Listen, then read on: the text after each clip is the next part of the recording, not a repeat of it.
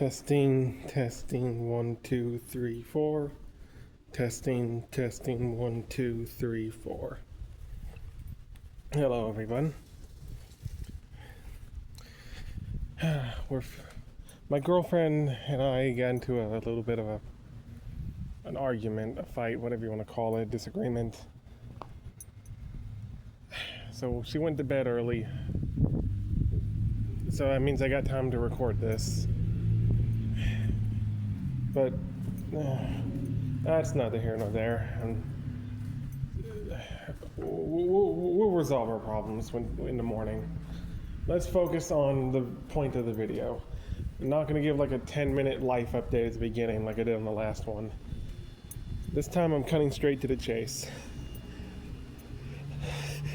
Because this is going to be a long video. Because of the movie I'm talking about.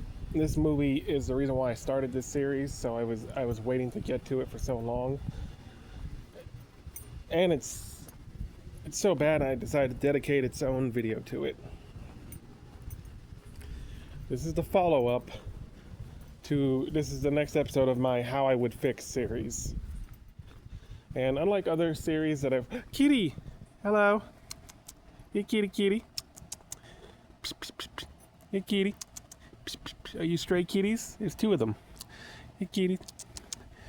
Alright, they're not going to come to me. I tried. Anyway, unlike other series that I've tried to start in the past, where I get like 1 episode, maybe 2 episodes, and then I stop because I just get lack of motivation, lack of interest. I'm actually going to try to keep this series going because my current hyperfixation is old slashers currently.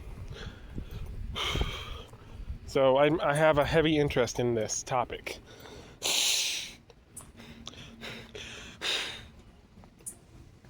Ugh. God, allergies. I should probably cut that part out, but I'm too lazy. I don't know how to edit. I mean, I figured it out months ago, but I probably have to re-figure it out because I haven't done it in a while. Oh well. Anyway, I decided to do this one outside on a walk for a nice change of pace, change of scenery, change of something. And kind of, explore, get used to my new surroundings in the new area. Anyway, so, alright, enough dilly-dallying, let's get to the chase. This is how I would fix Halloween 6, The Curse of Michael Myers. Now, I've stated on record a few different times that I think Halloween 6, the producer's cut, and Halloween 6, the theatrical cut, are different enough that they are basically 2 different movies. So, really, if I'm going each movie, I should be talking about both of them, like how I would fix both of them. But I'm not doing that. I'm just talking about it as if it's one thing here, because the way I'm going to fix this movie, there's not going to need to be 2 versions. And it was originally meant to only be 1 movie anyway, so... yeah, I'm not doing that.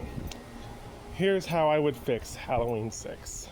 Similar to Halloween 5, I'm not just going to change little bits of the movie here and there. No, I think we need to scrap the whole plot from the ground up. So I said in my last video, one of my ways I would fix Halloween 5 was to get rid of the Man in Black. Just cut him out. Get him out. And you might be wondering, how's that going to work? How's the Curse of Michael Myers going to work if you don't have, the Man in Black to establish the Thorn plot? Thorn plot. Well, that's the thing. Everyone hates the Thorn plot, no matter what version of the movie you're going off of. Whether it's the producer's cut or the theatrical cut, most people hate the Thorn plot. Making Michael Myers just a pawn to a cult ruins him. Ruins his character. He's not just this mysterious force that's unpredictable and you never know what he's going to do next. No, he's like a puppet. It's like a remote control robot that, as long as you know what the person controlling them wants, you know what he's going to do. You know what his next action is going to be. It ruins Michael. It ruins the mystique, and it just ruins him as a person. As a character. What the fuck? You know what I meant. It ruins him. So, the producer's cut actually tries to focus on the whole plot of the movie, the Thorn curse, the cult of Thorn. It actually tries to focus on that, while the theatrical cut, it doesn't really focus on it, which is weird. That's like the whole plot of the movie, yet it barely focuses on it. See, in the producer's cut, it kind of makes sense, like how it works. We see the cult actively doing stuff, and we see parts of the cult's belief actually working. I mean, that ending where they stopped Michael with symbols on the ground and a chant is stupid. It shouldn't have been thought up in the first place, let alone created. But in the context of the movie, it shows that the curse is real. The cult and their belief, their god they're worshiping, does exist and whatnot. But in the theatrical cut, it just seems like this is a bunch of crazy people who believe in something that's not real, like a real cult. So maybe you could say the theatrical cut's better in that regard, because realism. And this means Michael isn't just a puppet pawn with no free will. Because at the end of the movie, he turns on his own cult members for no fucking reason out of the blue. Which makes Michael more like Michael again. That's more like Michael. But also, it doesn't work with the actual plot of the movie itself. Why is he turning on his own cult members for no reason if they're all on the same side and this curse is real? And Thorn is a real being that they're, worshiping their god or whatever. It doesn't... So, that's why I say in the theatrical cut, it seems like the curse isn't real, but Michael still clearly has supernatural abilities. So there's something to it. But the biggest plot point that doesn't make sense with Halloween 6 and the stupid curse of Thorn is the whole, he has to kill his entire family, his entire bloodline, or else the entire tribe gets wiped. Yet we see movie after movie, he keeps failing. Like, he failed to kill Lori, and she ended up dying off screen in a car accident in this timeline. So I guess even if it wasn't Michael, it still counts? Is that it? Or does it have to be Michael? He failed to kill Jamie twice. He keeps failing, and yet the family bloodline keeps, sticking around. Or the whole tribe keeps sticking around. The Thorn is not killing them. What, is there a time limit? Is there a time crunch? What's going on here? The fuck? So, what the fuck is going on with this movie? And then the biggest and stupidest point of the movie. I keep saying that, but the biggest thing is if the whole point of the curse of the cult is that he needs to kill his entire family bloodline, and then that's it, he wins. That's his goal. It's his mission accomplished if he gets them all dead. Why the fuck did they make Jamie have another baby? Just kill her. Why add another unnecessary step? It doesn't make sense. It's stupid. So you could say, now I said I would just scrap the whole plot and do something different, but I'm just going to put this point right here. I thought of this. Maybe the Cult of Thorn has a time limit, and by the 6th movie, the time limit hasn't been reached yet, which is why, even though he keeps failing, the whole tribe hasn't been wiped out yet. And maybe the reason why they had to have him, have Jamie have another baby is because it's not just an entire family bloodline, it's also a quota. Michael needs exactly this number of family members or something. Maybe because he failed to kill Lori and she died from something else. That's why they needed the baby. So they, so Michael could have the quota. Or maybe even if Lori didn't die from a car accident and she died from Michael or something else, maybe there's still a quota that needed to be met, so they had to have her pump out one more family member just to kill it. But that's just me fixing the movie. There's nothing in the movie that says that's the case. That's just me making something up to make it work. If they said that in the movie, or even implied that anywhere, then that would be a lot better. But no, they don't. It just seems like they made her have an extra kid for Michael to kill for no goddamn reason, and it's so fucking dumb. See, I said 5 was the worst because it's like boring. It's fun to complain about 6 and Resurrection and Rob Zombie's Halloween 2. There's something to complaining about something. There's something entertaining and enjoyment. You can get some enjoyment out of ripping into something. Halloween 5 is just blah. There's not much to rip into. It's just there's the whole giving Michael feelings, which isn't Michael, so that was something fun to rip into, but other than that, that's it.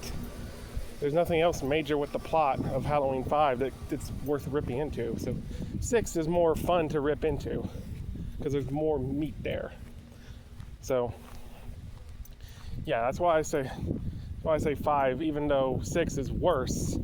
It being worse actually makes it kind of better. That makes sense? I don't know, but God, and the the theatrical cut has this vague implication that it's a weird clone, like genetic lab-grown baby or something. That's what all the fetuses at the end were all about. They were trying to imply that this is some kind of science baby implanted into Jamie or something.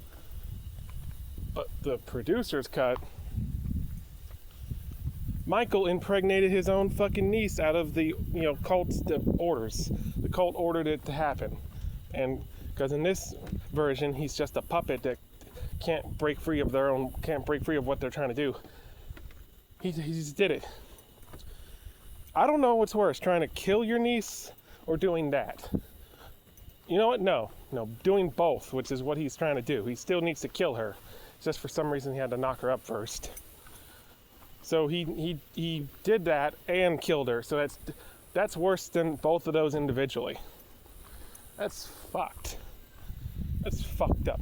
And people prefer the producer's cut over the theatrical cut. Both versions are bad. It's just pick your poison. I don't know. And then everyone's talked about the differences between the producer's cut and the theatrical cut time and time again. So go watch other people's videos, Phaelus, Dead Meat. Go watch those guys. Because I'm not going to go over every little thing, because this video is mostly just supposed to be me. Like I said, I'm making a new movie from scratch. I'm not trying to fix this plot that already exists. Scrapping it all. So, now that I spent 13 minutes basically, a little under because the first 2 minutes wasn't anything. I spent basically 13 minutes complaining about the movie as it is. Time to actually get to the whole reason why I thought of... The hell? Is that a lizard? Anyway, the whole reason why I decided to make this series to begin with. The thought that made me decide to kick off this series. What if, instead of a curse placed on Michael... Oh, no, wait, actually, hold on. There's more I gotta say. I forgot. There's more I had to say. With the ending of the producer's cut, I've seen two different interpretations of what the ending means, where Michael and the Man in Black switch places. Some say Michael's free from the curse now. The curse was lifted from him and now put on Loomis? Or something. So maybe Michael was only being a killer this whole time because of the curse, but now that he's no longer bound by it, he's going to try to not kill anymore and be a normal person. While others say, no, he's still going to go kill. The whole switcheroo didn't mean anything. And giving that curse to Loomis doesn't mean Loomis has to kill his family now. It means now he's in charge of the Thorn cult, and now is Michael's keeper. That's the two ways the ending, that's two big ways I've heard the ending be interpreted.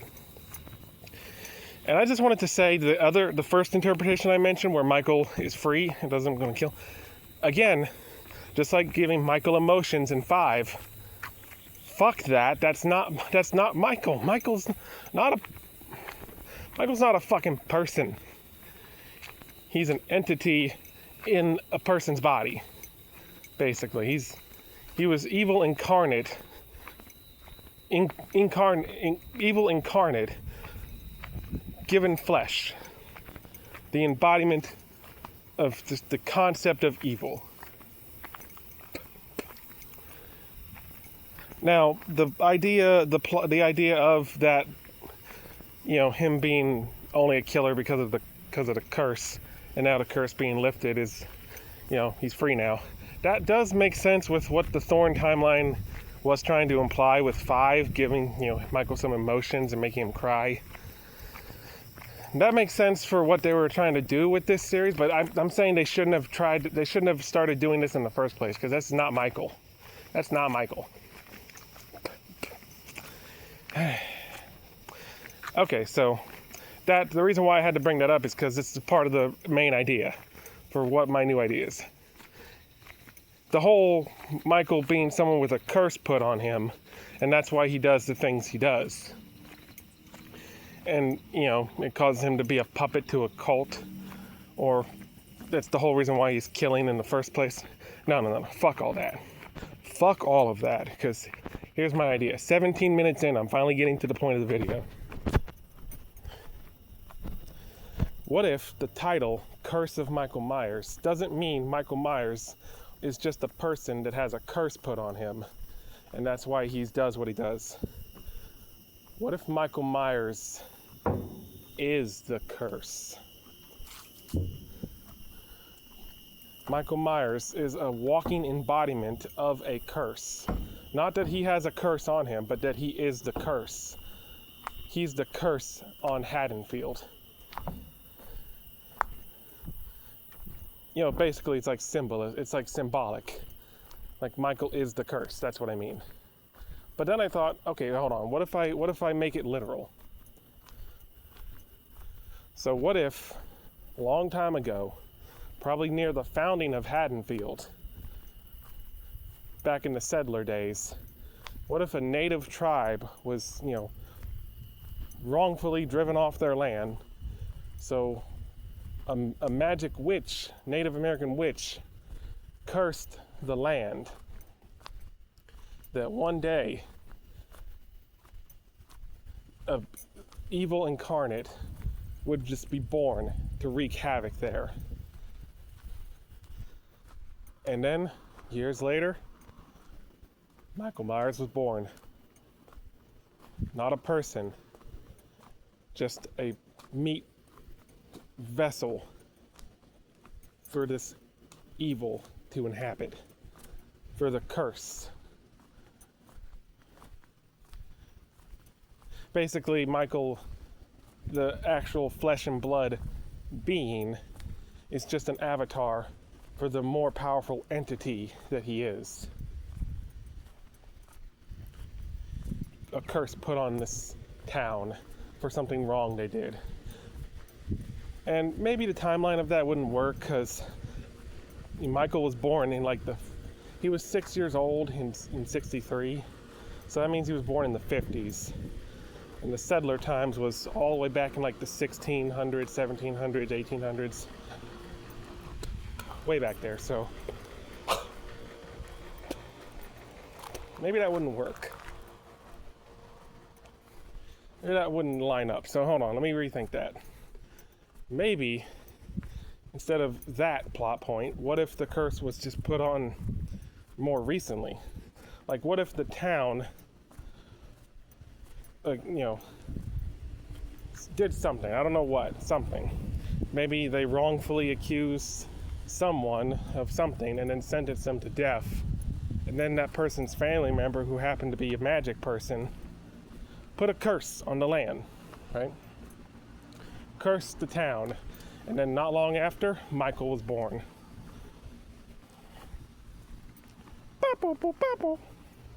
That could be it.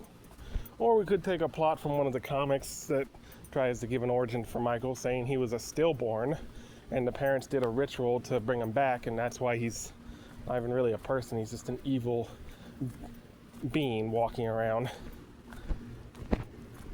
Because whoever Michael was going to be never was born, he was stillborn. So whatever person Michael was supposed to become never got to even inhabit the body in the first place, because the body was born dead. So now when they try to resurrect it, it's just some evil, mysterious entity, force, supernatural. And that evil force they put into the stillborn baby could be the curse. Michael Myers, the curse. But again, this is all getting convoluted. It's still better than the fucking Thorn plot they came up with. But it is a little convoluted. So maybe leave it as symbolic. Like, the title is meant to only be symbolic. Curse of Michael Myers, as in Michael Myers himself is the curse. Not that Michael Myers has a curse. But it doesn't have to literally mean that, like I said a few minutes ago, someone put a curse on the town, causing Michael to exist. No, you could just, could just be a symbolic thing, you know? That was my first thought. It was just, the curse could just be a symbolic thing, not literal. And then once you establish the curse part of the title being just a symbolic thing, now we have free reins to make a much better movie. Now, what you decide to do with that movie, you could do anything, really. But I came up with something. I'm using some of the framework from the actual Halloween 6, but I'm just cutting out all the cult stuff because it's stupid. So, after Michael, so this is, the ending of 5 has changed because there's no Man in Black. So Michael probably goes back to the asylum. And Jamie probably moves on with her life. We don't need to bring her back for this movie. We could, but we don't have to. Let's just give Jamie her happy ending here. Oh, that's another thing about the actual movie. If it's supposed to be Michael, right? Like, it has to be Michael who kills all of his family, or else the Thorn is going to wipe out the whole tribe. Why the fuck, in the producer's cut, is it the Man in Black that kills Jamie? You guys aren't even following your own goddamn rules, you stupid fuck. Oh my god. Okay, so yeah, I just wanted to bring that up because I forgot to earlier. Back to the main point. This is give Jamie her happy ending. She survived the end of 5, and now she's moved on with her life. So now, this movie focuses on Michael once again escaping, because why not? He just randomly wants to escape. He's unpredictable. And he just waits for periods of time randomly, like 15 years, 20 years, 40 years. Hello. No, what was I saying? Oh yeah, so he waits long periods of time. So randomly after the end of 5, he decided to just wait. He went into a dormant state again.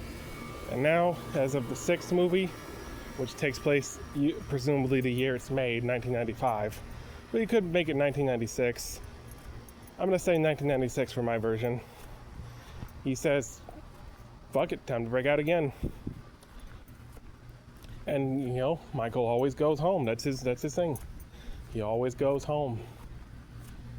And in this time, someone's living in his home. It's not just an empty house anymore. And who's living in the home? Just like the actual official movie, it's the Strodes. Although you could change that and just have it be another family. You could take those, the Scare Factory. You could take those Scream Factory characters from that book and put them here, but nah, that's a reach. That's a deep cut.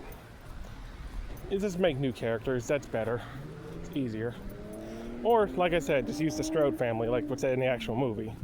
The Strode family moves into the Myers house because they can't sell it, and they just decide to, get use out of it somehow, which is what I assume is the reason why they're doing it in the sixth movie in the first place. And that means you could have Jamie in there because she's a Strode if you want to, but like I said, that's optional. And I prefer leaving Jamie out. Give her her happy ending. She survived. And keeping Michael, how Michael's supposed to be, he doesn't, obsess and target people. He just wants to go home. So he goes home only to find there's people living in the house. So now, the whole movie, Michael could still go out and kill other people around the neighborhood like he usually does, but the majority of the movie will be him slowly picking off the Strode family one by one. Sometimes in the house itself, sometimes he follows them outside the house to kill them somewhere else, depending on, the circumstances and whatnot, until we only have one family member left. Or, you want to keep the kid from the movie. I think his name was Danny, if I remember his name. His mom and Danny, the little boy. You can, just like the actual Halloween 6, and have those be the only two that make it. But again, you could make up totally new Strode family members if you want. Or like I said, it doesn't have to be Strode, it could be anyone. So, till there's only one, maybe two family members left. And that's, they survive. Somehow. Now, Paul Rudd being Tommy Doyle, yeah, you can leave that out. I mean, you could maybe have Tommy come back, but don't make him like how he was in this movie. He was weird. He saved a day at the end, good for him, but he was weird, spying on your neighbor with a telescope, creep. The fuck? I don't know, I don't see how you could fit him into this new story where there's no Thorn curse cult and no baby that Michael has to kill. None of that. All that's been removed.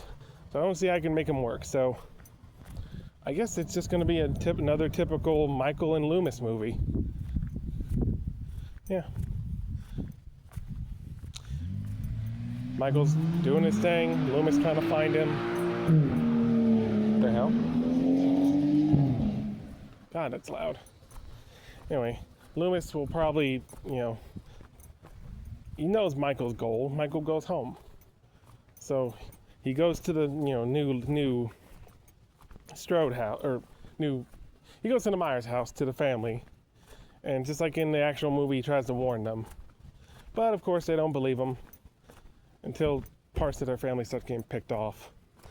Now, as for where Michael could be hiding in the house,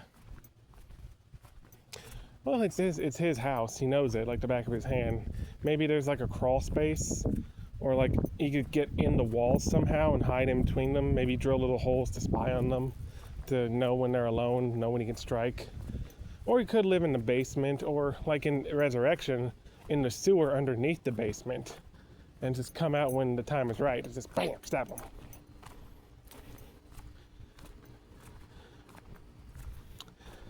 Yeah. You could also... Oh, my girlfriend's awake.